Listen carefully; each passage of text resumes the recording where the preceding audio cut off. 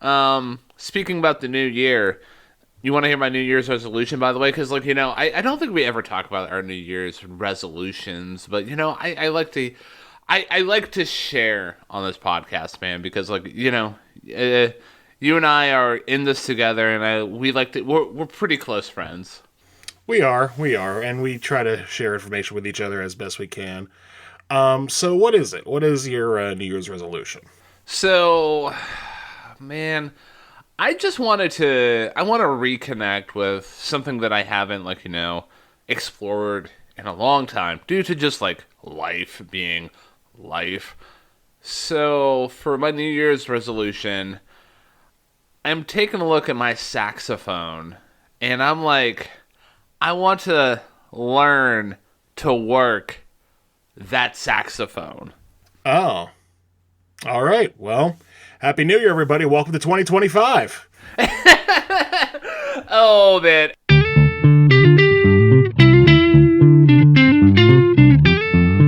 And welcome back, everybody, to the best music podcast on all sides of the Mississippi. And this podcast is called Hey, Listen to This. And it is hosted by two dashingly good-looking men who share the same middle name. I'm the one. I'm the only. I'm the one who's starting 2025 off on a little bit of a rocky start in terms of podcast delivery. Ryan James Kearns. And I am the one, the only, the trying to be as smooth as possible, but we'll see how that goes for 2025. Matthew James Durzigan. For those of you who don't know what we do here, week by week, album by album, Ryan and I pretty much just obeys as the show commands and looks at the other guy and says, hey, listen to this. And we take our favorite albums or EPs of choice and we go through the tracks, find out what we like, what we don't like, maybe highlight some notable performances that could stand out or things that may need improved upon.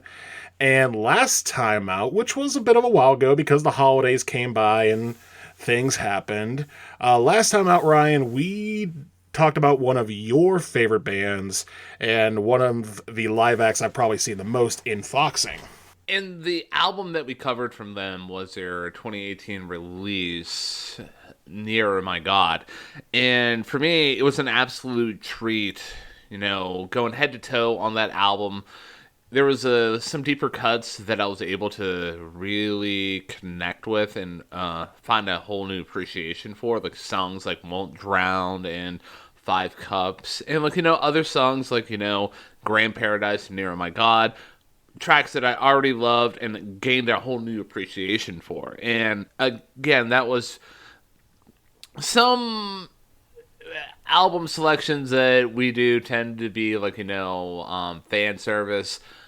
That was purely Ryan Kearns and Matt Durzick service, just exploring something that we really would like, and if people are there for it, cool. But yeah, I had a blast reviewing Foxing. I did too. Again, it was interesting hearing them for the first time on studio, as I had previously only heard them live. So I was like, okay, let's hear what they got. And for the most part, I liked what I heard. So shifting gears heavily once again, this week it is my turn to have chosen an album, and this week we are going to be talking about one of the more interesting albums in not just music, but music discussion, and that is the album Asia by Steely Dan. Now, for those of you wondering what on earth is a Steely Dan, that's a bit of a complicated answer, because Steely Dan, back in the early 70s when they started, were a full-on legitimate group consisting of several members, most notably keyboardist and vocalist Donald Fagen and bassist/guitarist Walter Becker.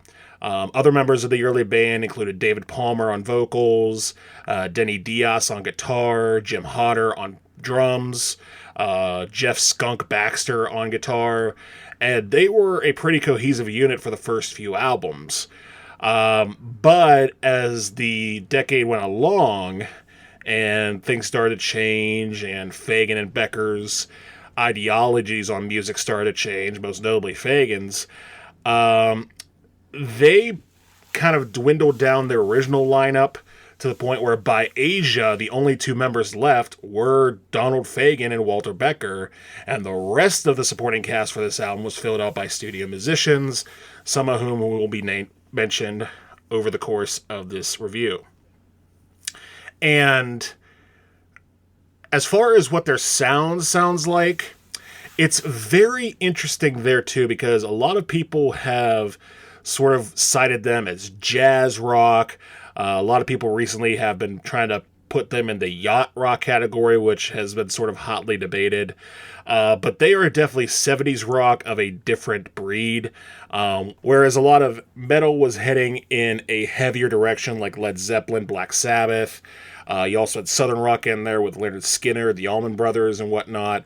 These guys were very influenced by not just jazz, but old-time R&B from, like, the 50s. So their kind of ideology for sound comes from sort of this nature of hipness.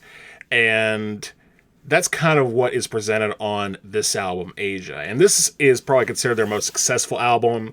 It reached number 3 on the album charts, won a couple Grammys, and has sort of become a mainstay for audiophiles, particularly in its production. But again, we will get to that.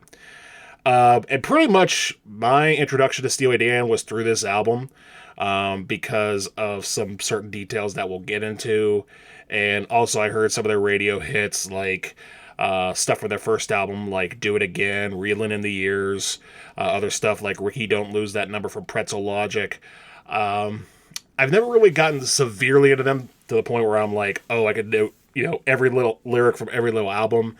But there have been highlights for me, and this album is one of them. Ryan, what is your exposure, or what was your knowledge of Steely Dan before this review? So, my knowledge of Steely Dan prior to this review is pretty basic. I knew that they are a band that has basically kind of like a cult following, and I knew that they kind of fell into that yacht rock kind of vibe, and that's basically it. Like, I never really took the time, like, I couple of the singles that you mentioned, like Reeling in the Years, and like a couple of the tracks that would come on the radio, or like, just like a streaming service, like, playlist or what have you, like organically, if a Steely Dan song would come up, I would find it to be pleasant to the ear, something I wouldn't be like, oh, I'm about to do like, karate chops for, but like, still, it kind of, like, their sound kind of reminds me of, like, if I can compare them to a modern day band, maybe for more of what they, like, at least my impression of what they were trying to, like, how they landed on my ears was kind of like a beach house, which is, like, more of a, kind of a vibey, kind of, like, just something that you can put on in the background and just really essentially just vibe out to. And yeah, that's basically how I understood Steely Dan to operate. And whenever you said that we were going to do an album of theirs for this review that we're literally doing right now, I was actually pretty happy, because like, it gave me a perfectly good excuse to deep dive into a band that I've always kind of admired from afar. Yeah, and it's kind of weird because Steely Dan is one of those bands that, for the most part, tends to they have their hits, like we mentioned, Reelin' in the Years, Ricky Don't Lose That Number, maybe something a bit more obscure like Kid Charlemagne, and I know some Dan fans are going to be like, Kid Charlemagne obscure, blah, but follow me on this. The reality is that their sound and their entire thing is very niche, which is not a bad thing, but it does take some getting used to, which is, again, kind of the purpose of the show for not just me and Ryan, but for anyone who wants to partake in these albums that we discuss if they want to get into it as well. And so In that spirit, I say we get into it if you're ready. Oh, I'm absolutely ready. So it's kind of funny that um, when I was doing my, you know, detailed note taking about like the tracks here, the opening track here, like I'm just gonna share this with you. I did a typo with the opening track, which, ladies and gentlemen, it's called Black Cow. I actually typed in Black Crow, and I was just like, "Oops." Well, good thing I, made that change before actually making that fumble on air. But yeah, without any further ado, are you ready to kick off the? Well, are you? I'm gonna open up the floor to you to talk about Black Cow, not Black Crow. Gladly. And Black Cow, the opening track on Asia, right away, in the first 10 seconds of this track, you get an idea of just how clean this album sounds. Bass, tight. Guitar, tight. Keyboards, tight. Drums, tight. It is the cleanest sounding record that most people have ever heard. And it just maintains that groove throughout the entirety of the song. It's a very upbeat, hip type of 11 o'clock at a local cafe type of vibe. But at the same time, it has a swing based off of the horn riffs that are sparkled throughout the song. And when you get lyrics, as I open the album and read them as best I can, because I do have this on vinyl, lyrics such as, "In the corner of my eye, I saw you and Rudy's. You were very high. You were high. It was a crying disgrace. They saw your face."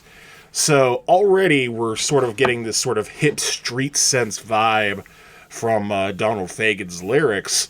They are somewhat cryptic and sort of not necessarily endearing to a listener, like some stuff that we've heard on more personal albums like Joni Mitchell's Blue, or even the Mountain Goats with All Hail West Texas. But it feels almost like a weird thing where they have the music down first, they sort of write around that. I don't know if that's the process, and I'm not obviously going to speculate that's what it is, but the music is such stronger than the lyrics on this track. And the lyrics aren't bad, and the singing is quite good. Donald Fagen sings very well. The background singers, particularly on the chorus, do very well. And instrumentally, the likes of Paul Humphrey on the drums, Victor Feldman on the electric piano with that nice little solo towards the last chorus, and Tom Scott on saxophone at the very end of the song. Just A-plus performances all around. It's a very nice opening track, but it is not in my top 3. And for the record, there's only 7 tracks on this album, and for it, I have a top 3 and a bottom 0. Oh, okay. So I think for the I mean, I could be wrong, but for the very first time in the history of our podcast, regarding this album that we're talking about, I have a bottom 2 and a top 1. Like, Okay.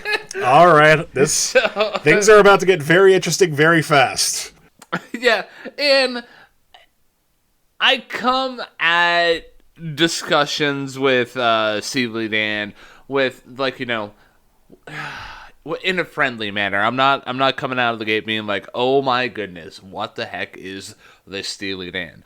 But I'm gonna jump in with Black Cow here with a lot of the points that you were making, like everything that you were talking about. I fully agree with.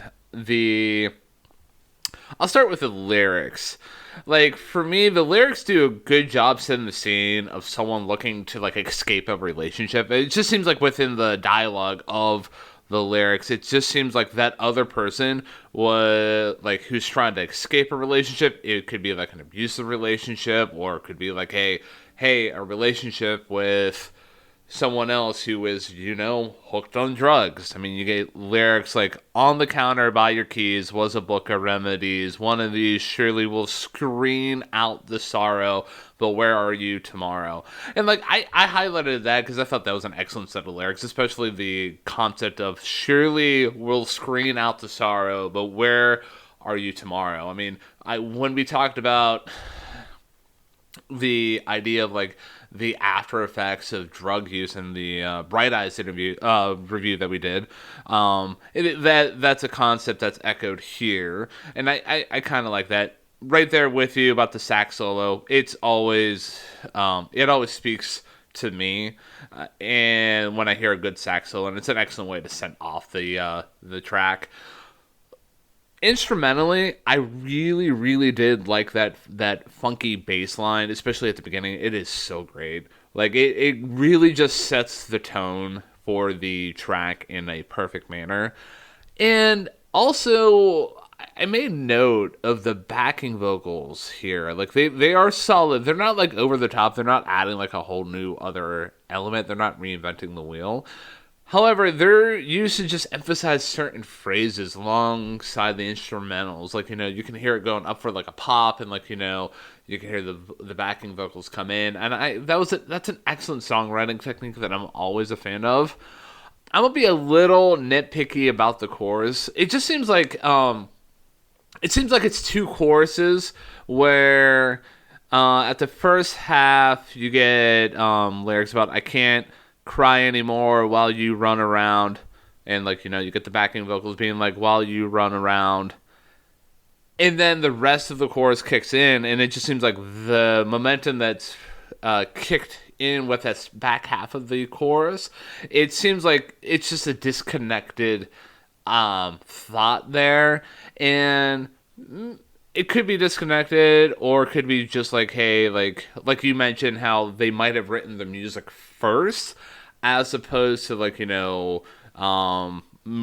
the lyrics and the music like at the same time. I don't know, it was just something that caught my ear, and it kind of made the nice groove that was being laid down by the instrumentals get halted a little bit. The fan of the instrumental break that you mentioned. I dig how it starts out with some horn licks, but then develops into that key solo.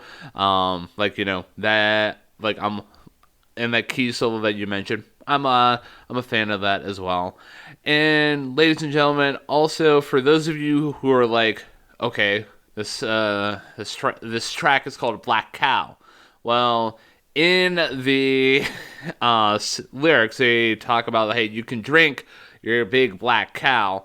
And, I mean, from what I was able to tell, apparently a black cow is now a defunct term for a root beer float. So, very much like I don't know, very much a dated reference. I did appreciate looking that up, and it adds a whole other texture to the lyrics there. But overall, though, like for me, Black Cow as a complete package, I like it. It's a good song. The instrumentals are super solid. The chorus was a little funky in terms of just flow, but I didn't mind it too much. The solos were great. I loved how the instrumental break was constructed. Yeah, I'm a fan. I'm glad you are. And yeah, a couple of final notes before we move on to the title track is that, number one, I kind of see what you're saying about the chorus, and I know like the first few times I listened to Black Cow, I was just kind of like, it is a weird chorus. Like, I know we've talked about weird choruses, like particularly the first one that comes to mind, unfortunately enough, is She Is His Only Need by Winona, where it felt like it was sort of a jumbled, very not typical mess. Here, it feels very atypical, but not in a way that really turned me off. At least on repeated listens, it seems to just sort of fit in. And secondly, I'm glad you described what a Black Cow is, because my guess, based on your description of what the lyrics are with, people getting high and, being sort of dismissed, is that, I almost consider black cow to maybe be a term for like heroin or something, you know, because like black tar heroin, black cow, you know, you were high, you know, maybe that's just me overthinking things. Surprise, surprise, we're only one day into the new year. So on that note, are you ready to move on to the title track? Yeah, ready to move on to the title track, and that is Asia. Not spelled Asia, it's AJA. Like, when I was looking up the album for to like, you know, start listening to it after last week's review, I'm like, wait, where's this album? I'm like, oh, hold on, I'm an idiot. Anyways, so kicking off Asia here. Fan of the instrumentals once again. I like how the previous track was more of like a funky kind of experience, especially with like the horns and the bass line being so solid. Here you get the piano, which is more of a focus in this track, and I like it. It feels very nice. It like feels very yacht rock to me, and I'm all. I'm not the biggest fan of yacht rock, but whenever you get the sound right and I'm listening to it, it's good vibes for me always. The I was a fan of the guitar solo here. It was very solid and very well developed. And the sax solo you hear in this track here is not as well developed as the guitar solo, but still solid solo overall. And then another thing that I noticed when I'm talking about like the solos here, one thing I really did appreciate was just the instrumentation changed up styles between the solos. I thought that was a really good songwriting technique. And in terms of like instrumentally with how the outro is constructed, it's very solid. I like the droning keys and the horns alongside the drums going crazy. That drum line is pretty top notch. And the others hitting like, you know, key accenting notes. I was a fan of how that was well structured. One thing that I will say that kind of did hold back my appreciation for the track fully is just it felt like there should have been more said within the lyrics. Like it almost felt like an incomplete thought. Like you get the opening lyrics of up on a hill, people never stare, they just don't care. And I'm not criticizing the contents of the lyrics, like, you know, sometimes lyrics are window dressing and they're just meant for vibes, but I just felt a little awkward after that because just the way that the instrumentals were trying to pick up the momentum for me, it didn't land in my ears in an organic fashion. It just felt like just someone being like, well, hey, Mama always told me. Anyways, I'm gonna go do the dishes. Like, you know, just like a weird pause that I wasn't really a huge fan of. And also just the just you hear those random pauses throughout the track and it took away from the experience. Let me be perfectly clear though, and this is why I started by talking about the instrumentation first. Like, this is still a pretty good track, just held back from its potential by those pauses.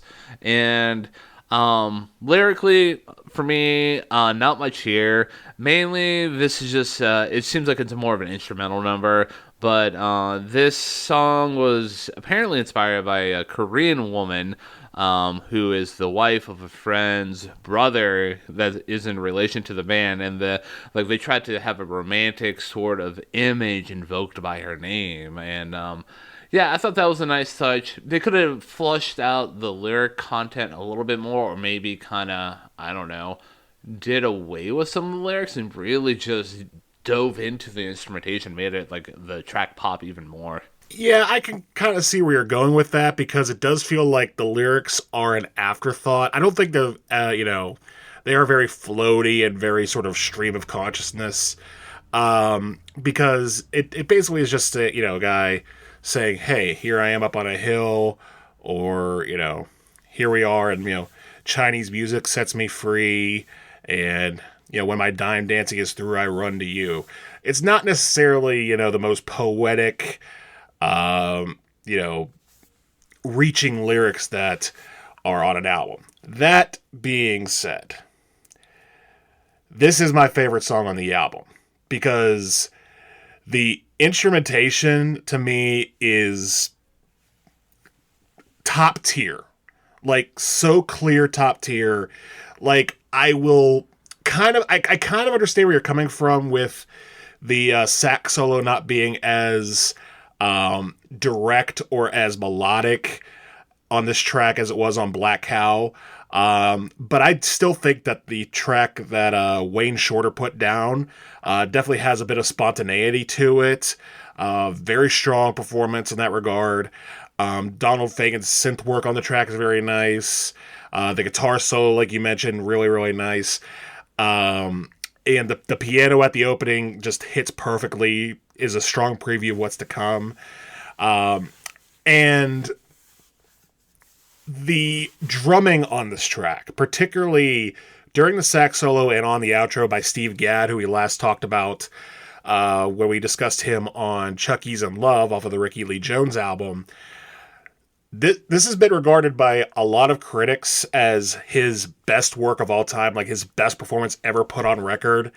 And I'm not sure how you can argue with that, because the way that he just rips it on the final minute of this track is just outstanding. Like, it's pure Gadd in a way that he stays with a groove, but also is able to flash his chops at just a absolutely immaculate rate.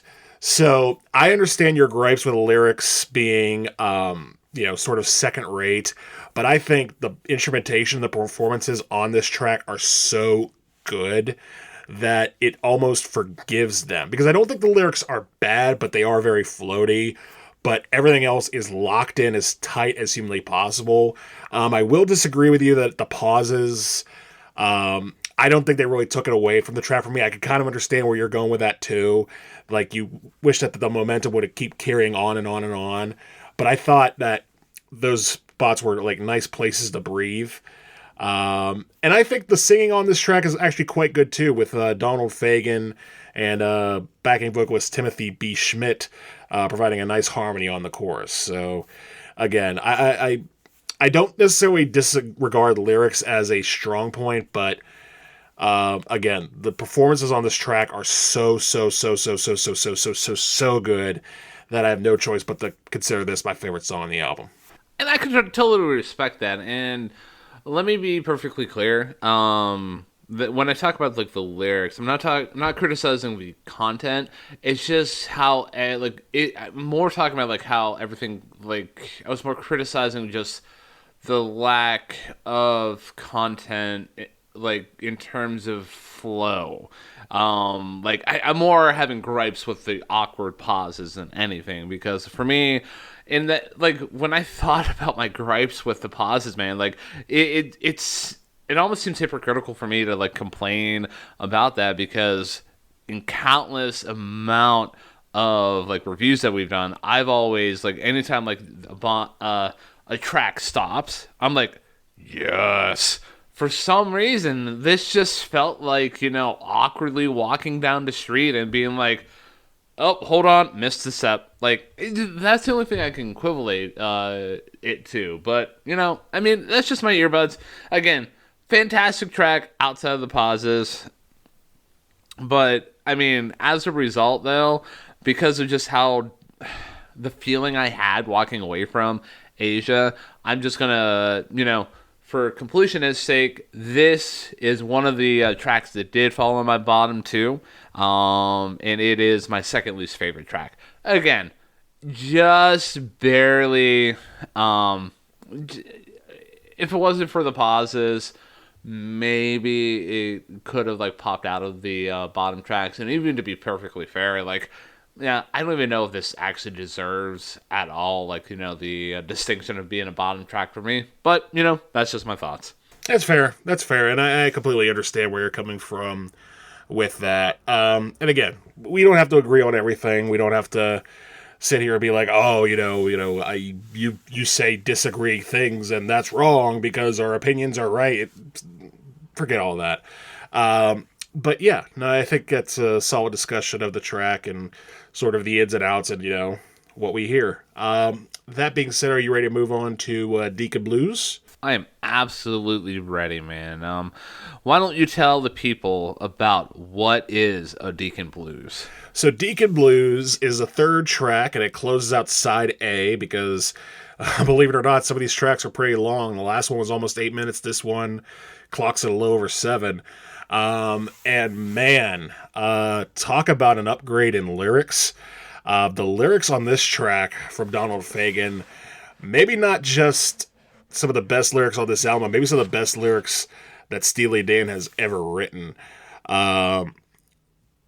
You just look at some of the stuff on the second verse of, you call me a fool, you say it's crazy scheme, this one's for real, I already bought the dream, so useless to ask me why, throw a kiss and say goodbye, I'll make it this time, I'm ready to cross that line. You could tell that in this particular case, the lyrics were definitely a focal point of the track, and they sort of wrote the melody and wrote the musical arrangements around this song. And it feels so heartfelt from Donald Fagen compared to the other songs that we've heard so far. It definitely feels like the story of a guy who's down and out on his luck and has nothing to lose, so why not go for the big one? And the tournament of Deacon Blues is very clever. So for those who don't know what that would mean, I don't know how many college football fans we have listening to this podcast, but I know enough about it that I know this reference. At the end of the chorus where they sing, they call Alabama the Crimson Tide, call me Deacon Blues. That's a reference to the fact that Alabama at the time, and remember this album was released in 1977, was notorious for whooping everybody's ass, and Wake Forest, known as the Demon Deacons, were notorious for being the exact opposite and just completely losing and just being a run-of-the-mill football team every single year. So that's where the terminology comes from. And the only difference between now and then is that Wake Forest is better, Alabama's still killing everybody. Except for Michigan, c'est la vie. Back to the track itself. It provides such great insight into Fagen's worldview of this line between being cool and not cool. And the instrumentation is fantastic once again. Bernard Purdie on drums, Walter Becker on bass. The guitars are pretty good, and Pete Kreislieb, I'm probably butchering that name, he is the sax soloist on this song, and probably right up there with some of the best saxophone work on this album. It's a really good sax solo that carries out the rest of the track. The horn riffs in the middle on the bridge, that da da da da da da da da during the first sax solos, those are really nice. It's a really strong track, and I'm kind of glad that it did get a little bit of airplay. It did hit the top 40 for the band. Wasn't the biggest hit on the album, but we'll get to that. But man, it is just a really strong and good song, and it is in my top 3 as well. I have it at number 3. Nice. So you have this at number 3 in terms of your top 3. I actually have this as my favorite track on the whole album. So this is the cream of the crop for me.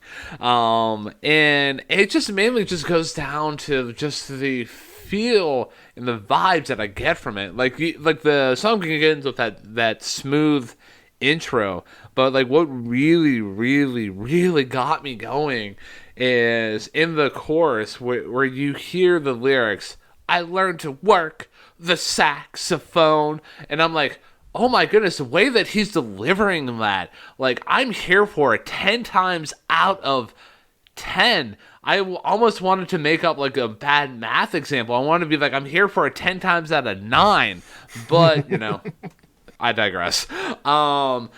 The backing vocals, they do a solid job elevating the chorus. I really like the execution of the backing vocals with how Steely Dan has been utilizing them throughout a couple of different tracks already.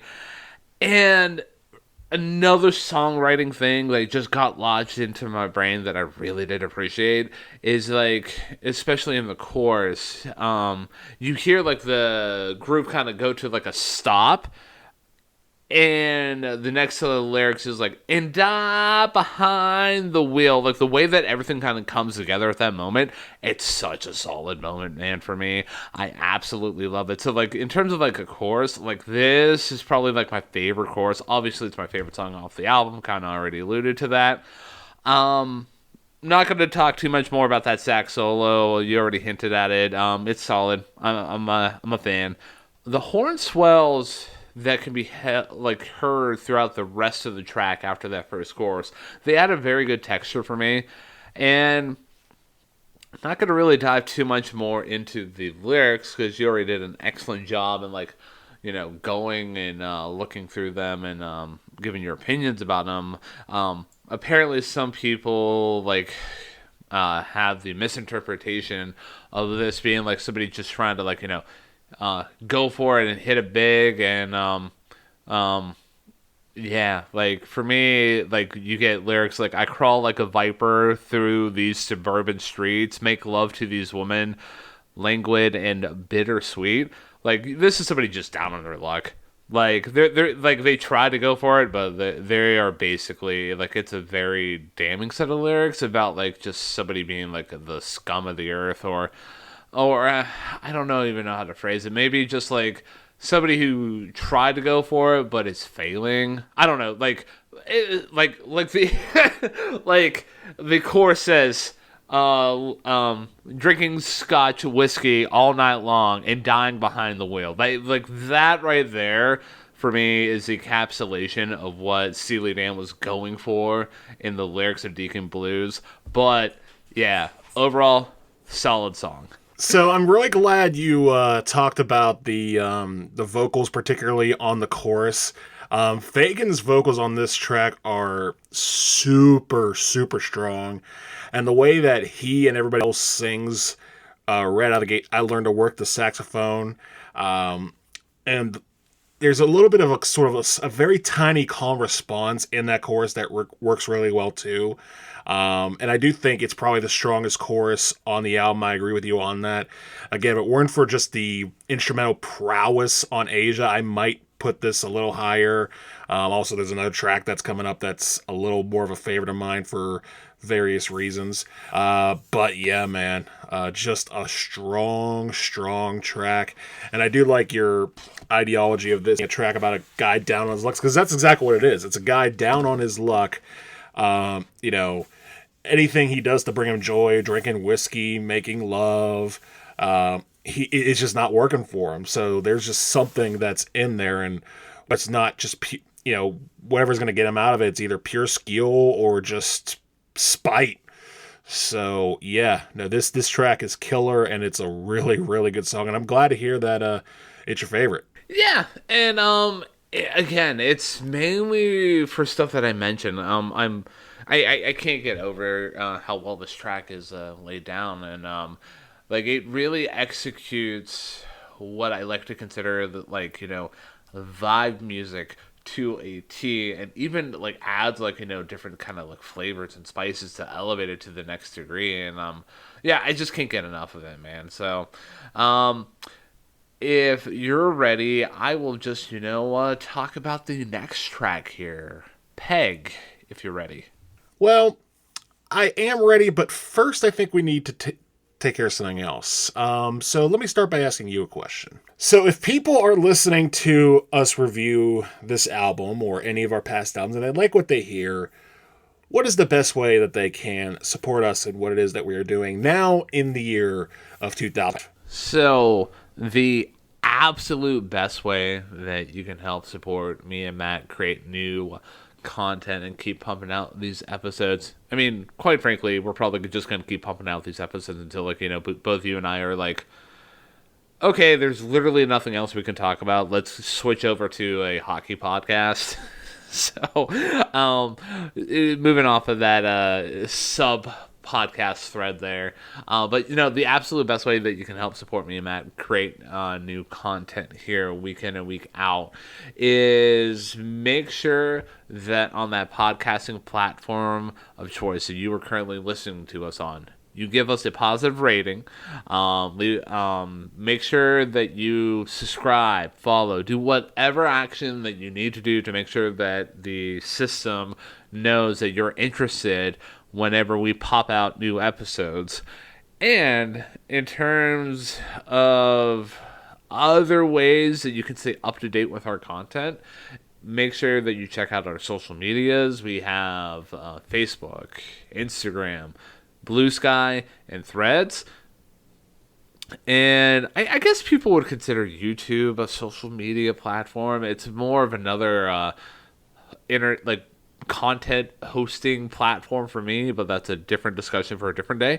We have YouTube, so if that is more of your speed, feel free to check us out there. Make sure that you subscribe to that channel, and make sure that you like the video that you're currently listening to us on right now, and make sure that you drop a comment in the comment section down below about how you feel about the review and how we're dissecting this album and what your thoughts are about Steely Dan and Asia as a whole. And if you are listening to this and you are taking a look at our back catalog and you're like, man, these guys are not talking about this album here, the number one way that you can make sure that you can get a album review processed by us is make sure that you shoot us an email. The email is ttheylisten@gmail.com, and I didn't include the social media handles. I said what platforms that we were on, but the social media handles for every single one is ttheylisten. So yeah, just make sure that you stay up to date with our episodes, and also it doesn't hurt to get $5 as well.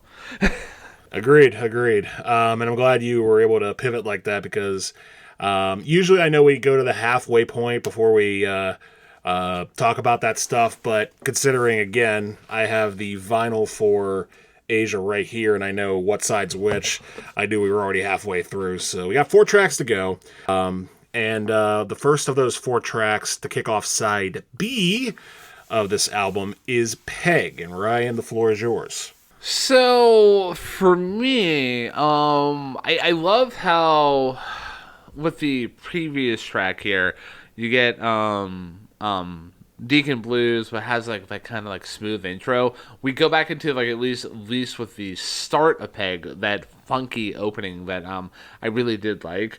And excellent work here, like right out of the gate, by the backing band, especially the guitar. The guitar is doing like a crazy line. Like every single other performance is solid in its own right, and it's doing its intended purpose, but I really was hooked into the guitar line, dude.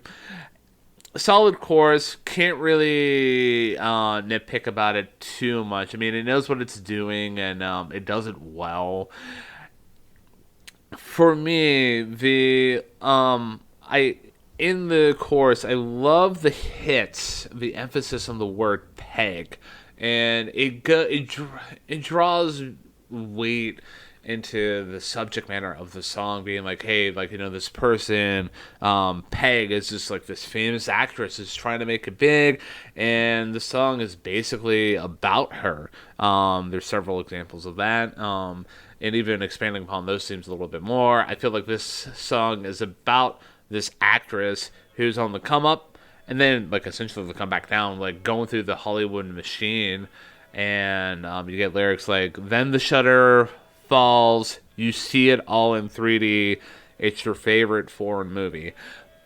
A little bit of a cryptic line right there, but you get the shutter falls, you see it all in 3D, life is moving, it's your favorite foreign movie.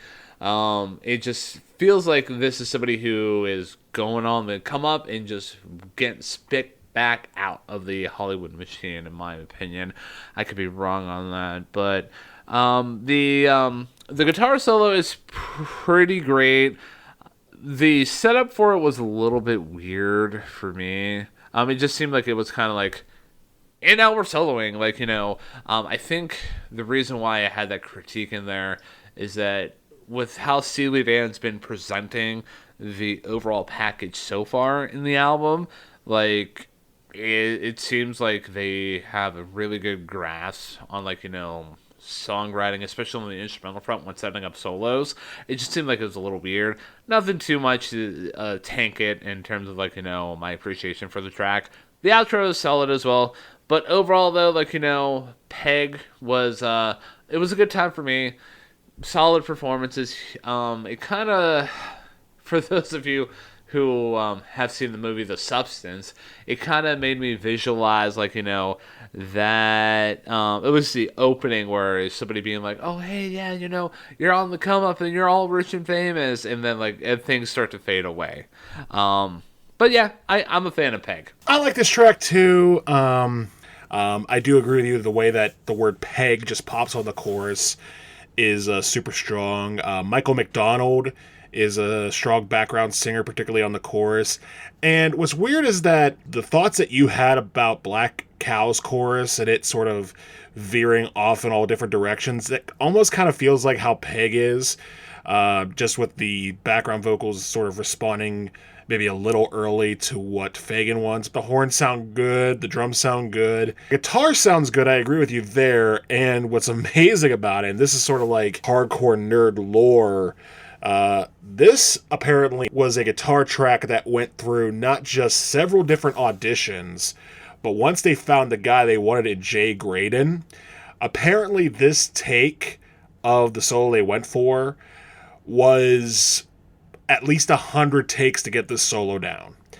And what amazes me about that is the fact that it's a good guitar solo, it's an impressive guitar solo, not something that you would think took 100 tries solo. Like, if you were to hear something like Eddie Van Halen's Eruption, or maybe even Pink Floyd's Comfortably Numb, and you told me that to get that right take, it was 100 takes. It's like, okay, fine. That kind of makes sense. It's too good to not try that hard. But this one, 100 takes and you get a solo that's good. Not great, but good. Possibly very good. So that always sort of just struck me as like, really? They went through X amount of guitarists, and this was the best they could come up with. But again, that's just a slight nitpick. Otherwise, solid track. So yeah, I was kind of blown away by oh man, that 100 take guitar solo thing. It kind of reminds me of like the musical equivalent of a Stanley Kubrick kind of like a approach to, like, producing content, where it's just like again like, oh my goodness, like, if I was ever caught in a situation like that where, like, someone would be like, oh no, hey, you gotta do that take again, I'm gonna be like, dude, I'm gonna do it one more time and you're gonna like it, and then we're gonna move on. So and again, it kind of also reminds me of the one sax solo in the album Born to Run. I forget which specific track it was, and you can probably tell me as soon as I get done finishing my thought here. But like how that I don't think it was quite as intensive in terms of like the amount of takes. I know, like, it took him like, I think, like 8 hours to, like, really dial in that solo, but by Clarence Clemens. But yeah, it kind of reminded me of that. I remember really enjoying that sax solo a lot more than this guitar solo. Like, it's great, but it's not like, ascension into a new plane kind of great. So I'm right there with you. I agree with that. It's a solid solo, and it's a solid song. And I can see why it was a hit. It's catchy. It's got a little bit of oomph to it, but nothing too complex for traditional radio like Black Cow or Asia could be. So if you're cool with it, I am ready to move on to the next track, which is Home at Last. Yes. And I feel like you should lead us off on this track. So tell us about Home at Last, my good friend. Absolutely. So this track, everything so far has sort of been mired in a typical 4/4 type of beat, whether it's the up-tempo funk on Black Cow or the jazziness of Asia or sort of the more streamlined approach of the last two tracks in either category. Here we have a shuffle, specifically the Purdy shuffle from drummer Bernard Purdy, that sort of uh, generates the power behind this track and keeps it moving forward. And it's just a really good beat that he lays down. Easily his best on the album, and that does include Deacon Blues. Everywhere else, the guitar work by Walter Becker is fantastic, particularly on the solo. The piano from Victor Feldman is really strong. And the lyrics on this one, probably the most direct, if not for Deacon Blues, where, you have him saying, I know this superhighway, this bright familiar sun, I guess that I'm the lucky one. While the danger on the rocks is surely past, still I remain tied to the mast. Could it be that I have found my home at last? Home at last. And there's just such a cynical, biting nature that comes along with that track that is very approachable, very understandable, and just ultimately really the way that he and, once again, background singer Timothy Schmidt sing it, at the very least you believe that they believe every word that they are saying. So once again, just all around great performances. I really don't have anything else to say. It's my second favorite track on the album. I can totally respect that, and for me, I mean, I already blurted out my favorite track here being Deacon Blues, but I did appreciate Home at Last as well. I'm going to start with the lyrical side here first. Apparently, this song is an homage to the Odyssey by Homer. So, it kind of makes sense with like the lyrical themes about going through the journey and like, dangerous past. Like, I kind of like that. And another thing that I kind of like, it was a weird sensation for me to have, but I couldn't shake it. Based on the instrumentation and how everything was flowing together, you can really just kind of picture yourself out at sea on a boat, just going through like dangers. I was completely taken back by that effect. It was a solid thing for me. And that. That I think that was the number one thing I liked about this track, man. And the groove on the track is just so in the pocket. It's so disgusting. I'm here for it always, all the time. Chorus is solid. Nothing too flashy about it. And even talking about like the intro on the instrumental front, the way that the piano plays off the horns, like how they basically work in harmony with each other. Like I really was. Into that moment as well. Later on in the track, the instrumental break is solid. I love how the horn solo led into the guitar solo. That felt like a great moment. But overall, Home at Last, it's good. It's again Steely Dan going in their pocket where like performances are solid. Nothing groundbreaking on the lyrical front, but again, like it's a good time on the vibes front for me. Some highlights here or there, but again, solid track for me. Yeah, I appreciate that, and yeah, no, it's a very solid track. I didn't realize that it was based on Homer's Odyssey, good old fashioned Humanities 203 vibes. But yeah, no, it's again, like you mentioned, the groove on this track, particularly by bassist Chuck Rainey and drummer Bernard Purdy, in pocket, and the horns too, going along with the melody, are very strong. The horn work on this entire album is just phenomenal. Just very tight, very well executed, and really not many notes on those fronts. So yeah, no, I really like this track a lot, and it's probably would have been my favorite if not for the title track being a juggernaut that it is. So, you ready to move on to I Got the News? Yeah, man, I'm ready to go on to the penultimate track here, and I got some news for you. So, sorry, that door was wide open, and I had to walk through it. So, right out of the gate here, just the way on the instrumental front, how the bass and the piano are playing, like their parts and how they contrast each other, it works well. The one thing I will say though about the groove as a whole is that later on in the track you get that guitar solo, and for me it works well within the context of the groove. It adds a nice texture to it.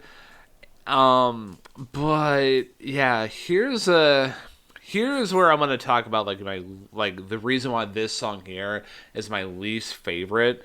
Again, not a bad song by any means, but for me, the vocals and the instrumentation, oil and water, they're just not meshing well. And the reason why, I take a little bit of an issue with how that's presented in this track here, as compared to previous tracks in the album, is for the fact we literally just got done talking about Home at Last, where everything was just so in the pocket, it's disgusting, and how everything was meshing well. For here, it didn't line up for me, man. It just two square peg round hole. And as a result, the chorus feels just a bit empty, and also with the groove that was being laid down, with how the band rides it out, and it's just kind of like a scattered, almost an anemic kind of groove, and not even by Steely Dan standards, but just by my own ears, where it's just it's not fully developed. It's kind of it almost feels like they were kind of going for a funk track, but not bringing the mustard. And that's not a Kendrick Lamar reference. That is more just me being they need if you're gonna go funk, you need to add more emphasis. You can't have a hollow approach to it, because then it's just gonna sound kind of weird. And even with the context of what Steely Dan was trying to do on the vocal front, it just seems like they were trying to go for a funk track, but they weren't bringing the funk. And then Steely Dan's just oh, well, the vocals are oh, well, hey, we're gonna try to do this R&B kind of thing, but it didn't mix, man, for me. So, I Got the News is my least favorite track on the album. I will say this, that if it weren't for the groove being as tight as it was, I probably would agree with you on this. You're right. It's not a bad track, and that groove, it didn't flatten out for me really. I thought it was tight throughout the whole song and really didn't lose any of its luster. In fact, I would even argue that it's the saving grace of this song, and that makes it listenable and fit in the album, because everything else I agree. The way that Fagan delivers these lines of "Daddy is a rare millionaire, I don't care. Yeah, you got the muscle, I got the news." This is approaching Nothing Burger territory. This is definitely one of those tracks that maybe supports my theory that the music was made first and then the lyrics came through after the fact. And again, it feels like everything's just sort of disjointed in a weird, awkward way, but not in a way that turned me off so much that I would be oh, I don't want to listen to this ever again. There's enough positive, especially in the instrumental performances, particularly by drummer Ed Green, bassist Chuck Rainey, and keyboardist Victor Feldman, who does a good job on the vibraphone and percussion elements on this track, that it saves the song from that distinction. And not to mention the vocal chorus of Michael McDonald, Vanetta Fields, Clyde King, Rebecca Lewis, and Shirley Matthews also do very well on this track as well, particularly on that bridge.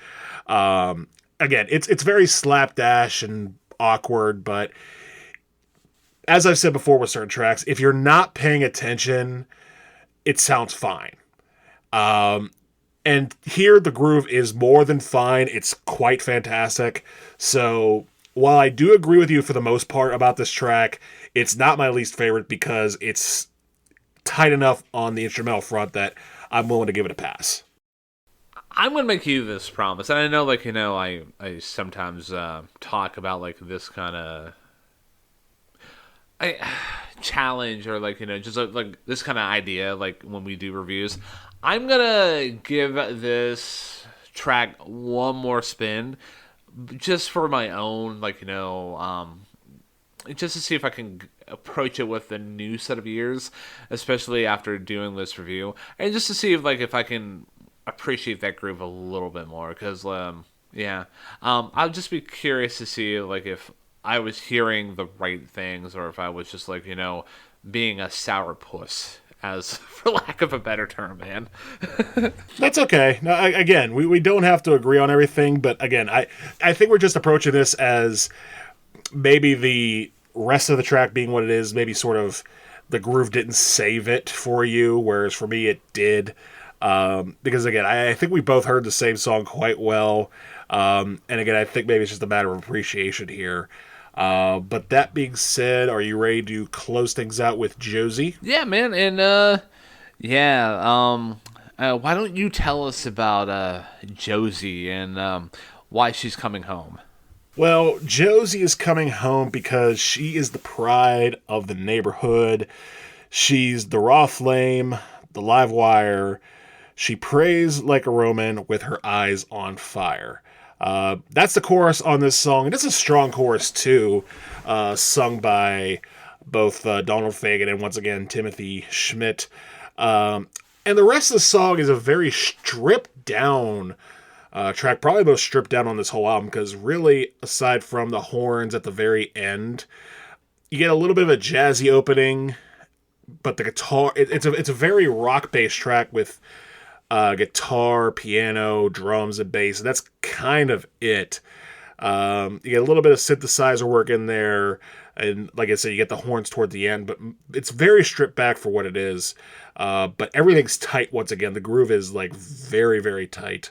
And it almost feels like this is just a track about, this party lifestyle, or this guy, seeing this woman as the life of the party, and that, when Josie comes home, we're going to break out the hats and hooters. We're going to rev up the motor scooters. We're going to park in the street, sleep on the beach, and make it throw down the jam till the girls say when. Basically, when she comes home, it's party time. And that's basically what this track is. It's basically just sort of a hip party track from the sort of distorted worldview. And the guitar work from Walter Becker and Larry Carlton, very strong on this, as I had mentioned. Not my top three, but I'm glad it's a solid track because it closes this album on a rather almost optimistic note in a sense, because we've got some dour stuff, some biting stuff with Deacon Blues and Home at Last, that for this to be as sort of uplifting as it is it's a nice touch. I agree, man. It's a nice way to end off what I almost want more tracks on this album here, like 7 tracks, kind of like the way that after hearing Josie, I'm like, oh wait, that's the end. I kind of wanted more of that burger, but talking about Josie here though, I'm gonna start by talking about that intro.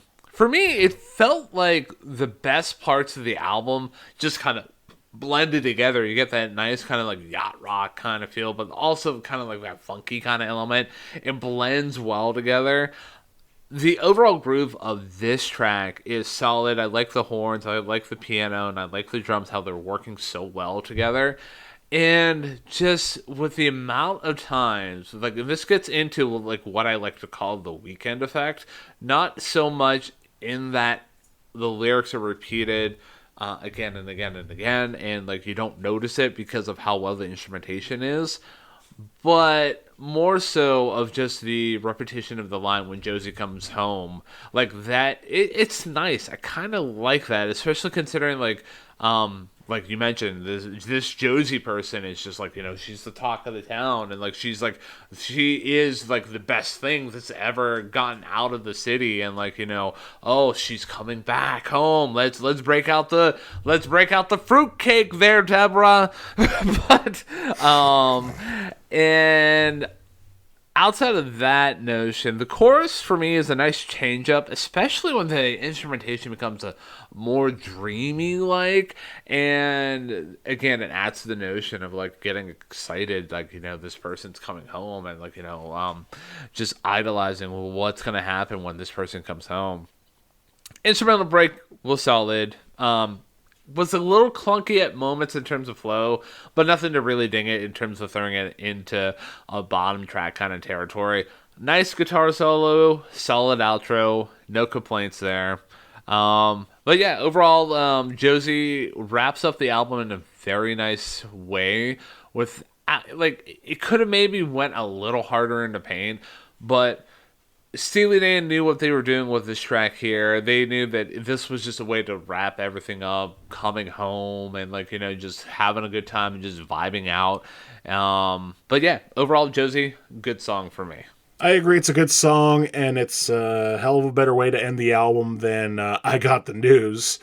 So that's obviously a strong point. But ultimately, there's only one last thing to declare about Asia, and that is we did it, man. We did it. We discovered what Asia is when it's spelled AJA as opposed to ASIA. So I didn't know how to land that plane, but it was a little bit of a rough landing, man. It's okay. At least you landed it and everybody got off the plane safe. So for that, I will award you the chance to go first with your full review. So, Okay. So, my overall thoughts about Steely Dan and Asia as a whole. I really did appreciate the album. It was a very solid album. Some tracks didn't land well with production choices, like I mentioned, how like you get that awkward pause and things just don't land. However, like there are some tracks where it's just pure vibes. Like I'm a huge fan of Deacon Blues, obviously. Love Home at Last. It was a great track. And just a majority of the tracks here, like they're basically like you can really get lost and just like sit back and just really enjoy what the band is bringing to the table whenever they're in their pocket. Sometimes they're not, but yeah, overall though, like I'm walking away from Asia by Steely Dan feeling pretty good about what else the band can offer, and I'm kind of curious. I might dive into a little bit more of their further records, more of their albums going forward. But in terms of a rating here, I'm going to give Asia by Steely Dan a solid 7 out of 10. All right. For me, my thoughts on this album, and again, the performances throughout the tracks to me are top notch through and through.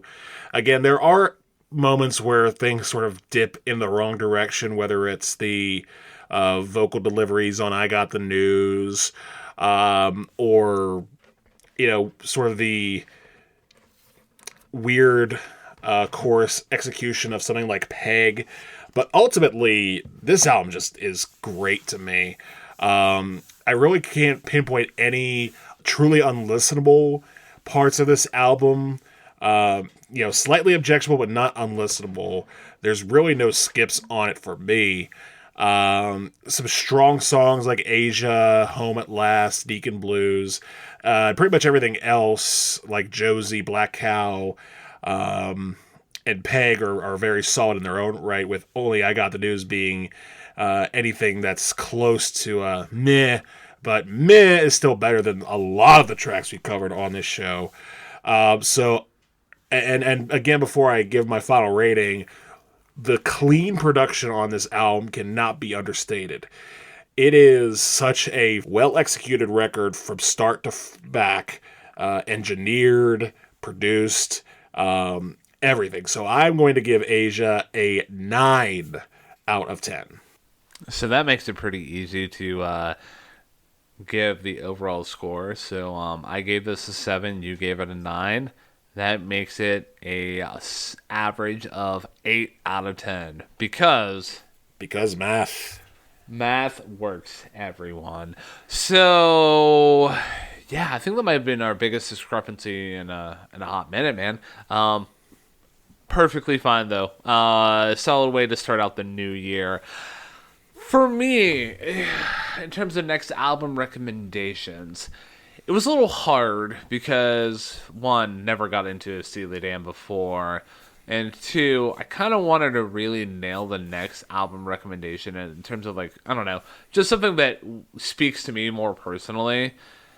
I could like part of me wanted to go with another instrumental band that had like some like R&B influences and like just some funk elements that we've covered before in this podcast here, and that would be Tower of Power. Side note: if you've not checked out that review or that if you've not heard of Tower of Power before, go check out their stuff. Start with the track "What a Sip" and then expand out from there.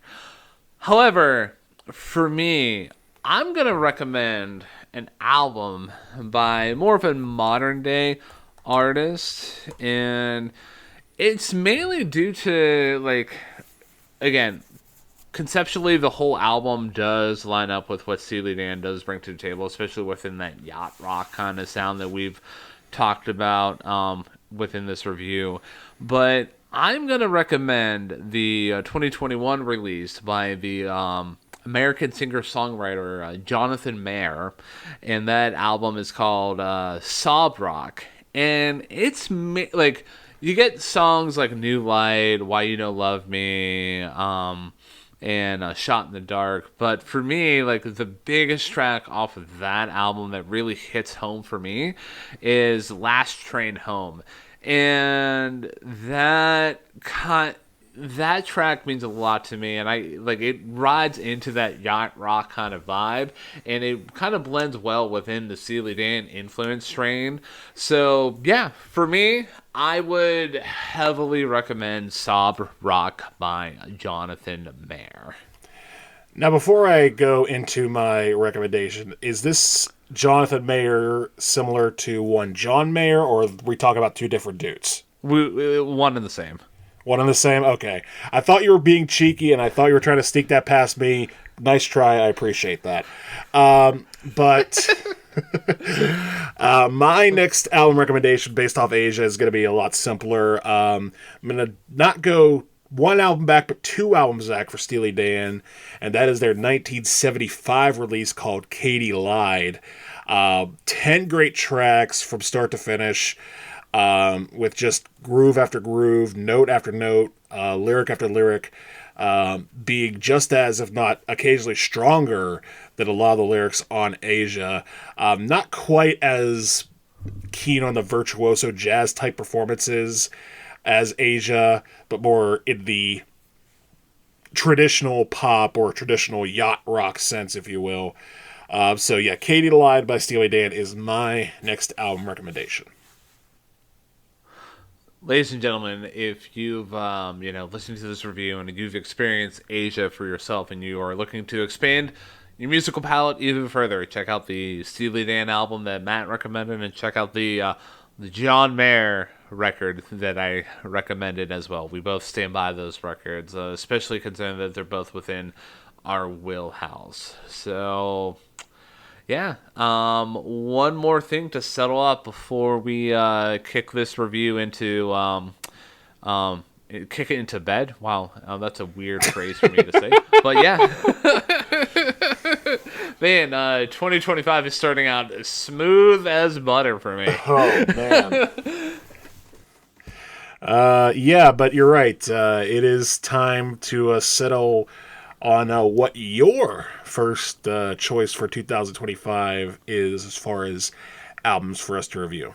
So for me, I wanted to take at least the next two reviews to kind of approach the New Year concept of New Year, New Me to a T within the realm of our podcast here.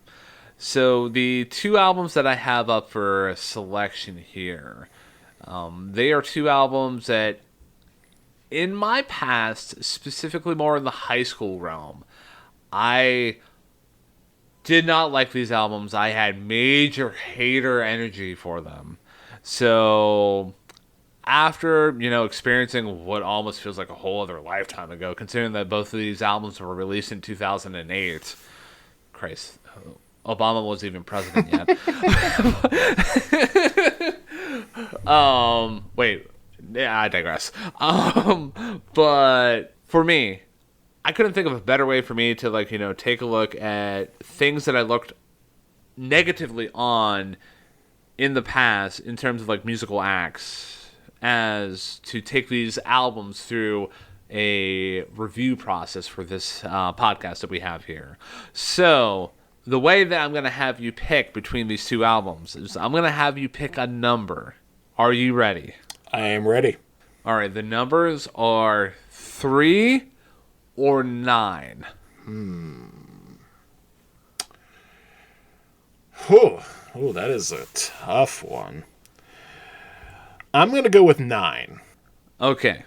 So the next review that we're going to be doing is like I mentioned, this album was released in 2008. The group is Panic at the Disco. And the album that we're going to be reviewing is Pretty Odd. Oh, wow. You know what? I'm curious about this because I thought I was going to launch the Panic salvo first, but no, you beat me to it. So, all right. Panic at the Disco making its, hey, listen to this debut next week. So, ladies and gentlemen, if you've not listened to Pretty Odd by Panic at the Disco, make sure that you check out that album before next week's review. That way you're familiar with what me and Matt are going to be talking about, and you can have opinions about our opinions. But, yeah, regarding this review here, Matt, unfortunately I got to cut stuff short. Josie came home. Really?